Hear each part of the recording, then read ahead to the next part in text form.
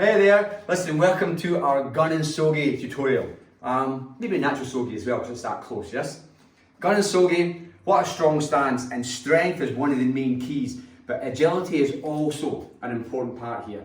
Therefore we choose one shoulder wide, okay? Now that shoulder wide is not the same as Narani Sogi, which goes to the outside of the feet. The shoulder wide here is in the centre of the feet. So although it's shoulder wide, it is slightly wider than your Narani Sogi is, okay?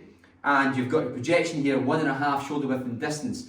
But again, that is from the rear toes to the front heel. Okay, so it's a good length of a stance here. So be careful where you're measuring it from. Alright, so it's a very strong stance, it's nice and wide, as I say, the extra bit of width. It needs it for the power you want to generate. It's a real power stance. So that's very, very important. This knee here, this front knee has to be over your ankle. One of the things that I've noticed of late in the last half dozen years or so in Taekwondo is a very shallow stance. You know, the spring here and a very shallow stance. When your stance is shallow this way, you do not feel difference. Feel that difference. That knee going over the ankle really puts the energy and the power through your opponent, and you need that. We are 50-50. Karate is 60-40 where they go forward, and that really puts more power in their punch, without a doubt. But you do sacrifice your stability at that point. So the general made there was 50-50. More than enough energy going through, as long as that knee's over the ankle, that is, and the width goes to the centre of the feet. And the rear foot is around 25 degrees. Watch for the 45 degrees nonsense, because you can't bring your hip in. Just put your foot from 25 to 45 and you'll feel your hip just kicking out.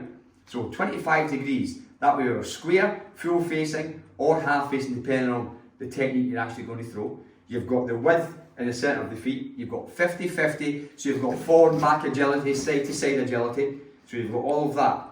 Okay, so it really is a fantastic stance.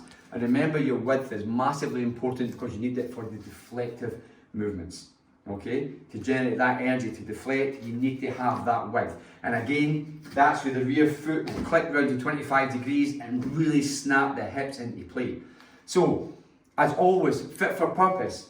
Understanding and knowing your widths and your angles and your distance is massively important. Number 5, your trade secrets, of course it is, but put it into practical application as to why they're there is more important than just knowing they should be there.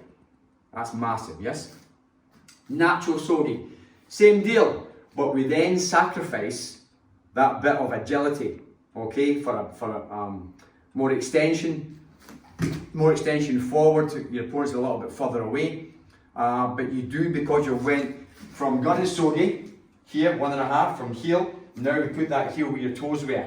So you're 1 foot, your foot distance longer. Okay, so Nachyo Sogi is your foot distance longer. It's not 10 centimetres, 5 centimetres, it's your foot distance, replacing the heel for the toe. And you can feel that difference there. You don't have quite the same agility and movement. So you are sacrificing some of that, but you do have the extension and that energy going through. Okay? Wicked cool. See you soon.